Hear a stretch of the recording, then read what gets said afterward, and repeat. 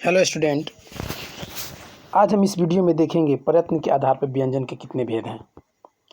पिछले वीडियो में हम लोगों ने देखा था व्यंजन वन पार्ट टू के वन के बारे में। आज हम इसमें देखेंगे व्यंजन वन के पार्ट टू के बारे में। तो चलिए आइए देखते हैं प्रयत्न के आधार पर व्यंजन वन के कितने भेद हैं। देखिए व्यंजन वन के जो भेद हैं वो प्रयत्न के आधार पर कितने हैं, दो हैं। यहाँ पे कितने हैं, दो। एक जो है स्वर तंत्र में श्वास कंपन के आधार पर, और दूसरा जो है वो श्वास यायु की मात्रा के आधार पर। तो अभी हम देखेंगे स्वर तंत्र में श्वास कंपन के आधार पर। तो स्वर तंत्र में श्वास कंपन के आधार पे दो भाग हैं। पहला जो है वो घोष और दूसरा जो है अघोष। तो चलिए पहले आज देखते हैं घोष या सघोष किसे कहते हैं।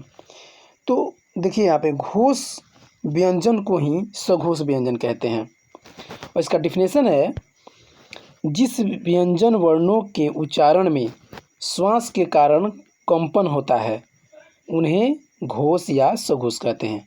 कंपन यानी जो भी वर्ण हम बोल रहे हैं व्यंजन के, तो उसको बोलने में अगर आवाज़ में कंपन हो तो उसको हम क्या बोलेंगे, घोष या सघोष।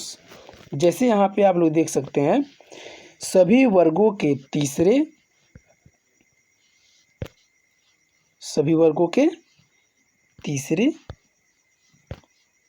चौथे और पांचवे। कौन कौन, सभी वर्ग के तीसरे, चौथे और पांचवे व्यंजन। और ड, ढ, य, र, ल, व, ह, इन व्यंजन को जब हम बोलते हैं तो श्वास में क्या होता है, कंपन होता है, जिसके कारण इसे हम क्या बोलेंगे, घोष या सघोष व्यंजन। उसके बाद में आते हैं अघोष व्यंजन। तो अघोष व्यंजन में क्या होता है, जिन वर्णों के उच्चारण में सिर्फ श्वास का प्रयोग होता है, यानी उसमें कंपन नहीं होता है, और स्वर तंत्र में कंपन नहीं होता है, यानी जो भी स्वर निकलता है उसमें कंपन नहीं होता है, उसे हम क्या बोलेंगे, उसे हम बोलेंगे अघोष, यानी अघोष व्यंजन। तो अघोष व्यंजन क्या है, तो सभी वर्ग के पहले, दूसरे और स, तलाबे स, मूर्धन स, दन स, ये जो है ये कौन से व्यंजन है, तो अघोष व्यंजन है। और सभी वर्ग यानी क वर्ग, च वर्ग, प वर्ग, त वर्ग, 5 जो वर्ग हैं उनके पहले, दूसरे व्यंजन और तलाबे स, मूर्धन स, दन स, ये आपका हो गया अघोष। यानी इनको बोलने में क्या नहीं होता है, स्वर तंत्र में यानी जो स्वर निकलता है उसमें कंपन नहीं होता है, उसको हम क्या बोलेंगे, अघोष। उसके बाद चलिए आइए श्वास वायु की मात्रा के आधार पर। तो श्वास वायु की मात्रा के आधार पर भी व्यंजन वर्ण को दो भागों में बांटा गया है, अल्प प्राण और महाप्राण। तो प्राण का मतलब होता है यहाँ वायु, प्राण से मतलब क्या है, वायु, और अल्प का मतलब होता है कम। अल्प का मतलब क्या होता है, कम, और प्राण का मतलब होता है आयु, यानी वायु यानी हवा। ठीक है, तो अल्प प्राण से स्पष्ट हो रहा है कि यानी कम हवा। तो देखिए डिफिनेशन क्या है, जिन व्यंजन ध्वनियों के उच्चारण में श्वास वायु कम मात्रा में बाहर निकलती है, यानी श्वास की जो हवा है वो कम मात्रा में बाहर निकलती है, उन्हें हम क्या कहेंगे, अल्प प्राण कहते हैं। जैसे प्रत्येक वर्ग के पहले, तीसरे और पांचवे वर्ण, और इसके अलावा ड, य, र और ल, ये जो वर्ण है ये कौन से व्यंजन वर्ण है, तो अल्प प्राण। याद रखिए पहला, तीसरा और पांचवा ये है अल्प प्राण, यानी इसको बोलने में श्वास यायु की मात्रा बहुत ही कम निकलती है। और महाप्राण जो है, महाप्राण क्या है, तो जिन व्यंजन ध्वनियों के उच्चारण में श्वास वायु अधिक मात्रा में बाहर निकलती है उन्हें हम क्या कहेंगे, महाप्राण कहेंगे। जैसे किस प्रत्येक वर्ग के दूसरे, चौथे और ढ, तलाबे स, मूर्धन स, दन स और ह, ये जो है ये कौन से हैं, महाप्राण, ये महाप्राण व्यंजन है।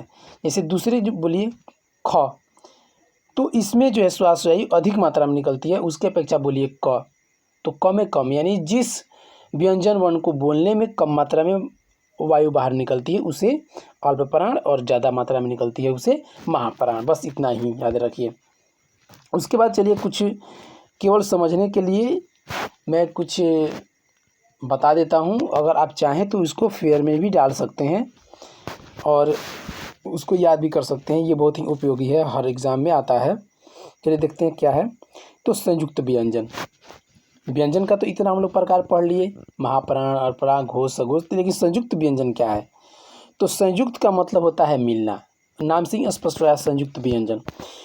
तो जिन व्यंजन का उच्चारण दो व्यंजनों के मेल से होता है उसे हम क्या कहते हैं? संयुक्त व्यंजन। यानी दो व्यंजनों के मेल से, कितने? दो व्यंजनों के मेल से। अब यहाँ ये देखिए, जैसे मूर्धन्य स, तो मूर्धन्य स जो है वो किस किस से बन के मिलता है? वो सॉरी छ जो है वो किससे मिल के बनता है? तो वो क और स, ये जब दोनों मिलते हैं आपस में तो क्या बनाते हैं? छ। यानी ये संयुक्त होते हैं आपस में, यानी दोनों जुड़ते हैं। उसी तरह जब त्र बनता है तो त और र जब आपस में मिलता है तो बनता है त्र। उसी तरह ज और य जो मिलता है य, यहाँ पे य नहीं लिखा जा रहा था इसीलिए मैंने यहाँ पे दरअसल ऐसे य रहेगा, ठीक है। तो य नहीं इसको गलत काट दीजिएगा, ये वाला य लिखिएगा आप, ठीक है। उसके बाद में जब स्र बनता है तो तलावे स आधा और र, ये मिल के बनता है क्या? स्र। यानी ये आपस में संयुक्त होते हैं, आपस में मिल के बनाते हैं व्यंजन, तो उनको हम क्या बोलेंगे? संयुक्त व्यंजन। उसके बाद आता है व्यंजन गुच्छ। गुच्छ का मतलब होता है मतलब गुच्छा, एक समूह। तो व्यंजन गुच्छ का मतलब होता है यदि किसी शब्द में दो तीन व्यंजन लगातार हों और उनके बीच कोई स्वर न हो तो उस व्यंजन समूह को क्या बोलेंगे? व्यंजन गुच्छ। यानी जैसे देखिए यहाँ पे मैं बता रहा हूँ बच्चा, तो बच्चा जो है जो यहाँ पे है दोनों व्यंजन ही है, इसके बीच में कहीं स्वर नहीं है तो ये व्यंजन गुच्छ हो गया। अगर ये रहता ब च और चा, अगर इस प्रकार रहता तो ये व्यंजन गुच्छ नहीं है, क्योंकि इन दोनों व्यंजन के बीच में क्या आ रहा है? च, और च में क्या मिला है? अ, यानी इस च के च और प्लस अ मिल के बना है च, यानी इन दोनों के बीच में क्या आ गया? अ आ गया, यानी स्वर आ गया।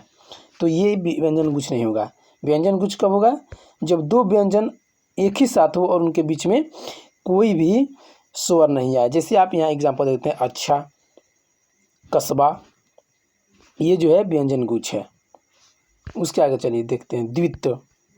द्वित्व क्या है? यदि दो समान व्यंजनों के बीच कोई स्वर न हो, यानी दो समान ही, जैसे अभी मैंने बताया बच्चा और अड्डा, ये जो है दोनों एक ही समान है और इसके बीच में कोई भी स्वर नहीं है, उसके बाद है या उसके पहले है, तो इस प्रकार का जो शब्द रहेगा वो कौन सा होगा? द्वित्व होगा। और इनको हम क्या बोलेंगे? द्वित्व व्यंजन बोलेंगे। इसको क्या बोलेंगे? द्वित्व व्यंजन। उसके बाद चलिए आइए अनुतान। अनुतान देखते हैं। तो अनुतान जो है वो किसी शब्द या वाक्य को बोलते समय उतार या चढ़ाव, जैसे कहीं देखेंगे कि कभी आदमी बोलते बोलते आवाज़ ऊपर हो जाता है उसका, और कभी उसका आवाज़ नीचे हो जाता है। ये ज़्यादातर संगीतों में इस्तेमाल किया जाता है।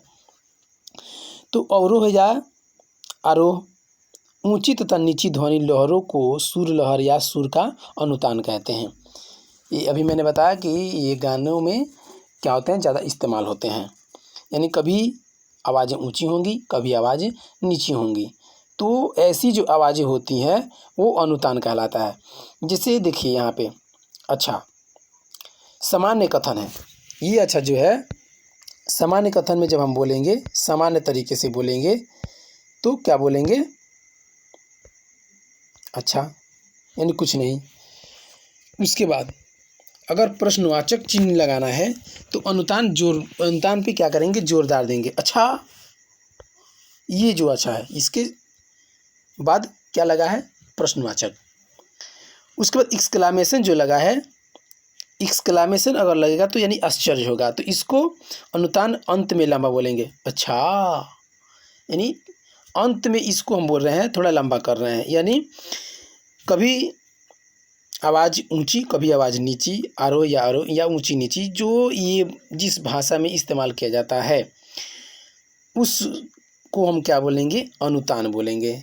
यानी एक ही शब्द को अलग अलग तरीके से बोलना। ठीक है, तो एक्सप्रेशन पे मतलब वो डिपेंड करता है। एक तरह से आप बोल सकते हैं कि एक्सप्रेशन मतलब अनुतान। ठीक है, तो आज के लिए बस इतना ही। वीडियो को लाइक कीजिए, शेयर कीजिए और कमेंट बॉक्स में बताइए कि ये वीडियो आपको कैसा लगा। चलिए आज के लिए बस इतना ही।